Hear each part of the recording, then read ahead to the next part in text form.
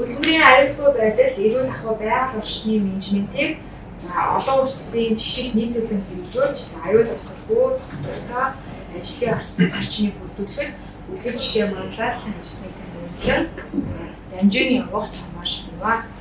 За хүндэтгсэн гүйцэтгэх захирал Баатар, Сэлэг 20 минутын хот корпорац ХХК гэсэн ийм үр ажиллагч байна. Шинжиж явж шүү дээ.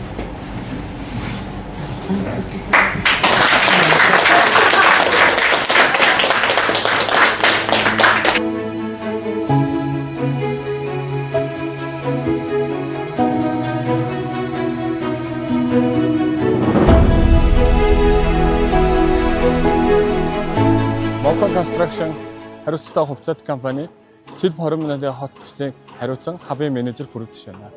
Энэ сар манай хамт олон хабын шилдэг гүйцэтгэлээр шалгарсан байна.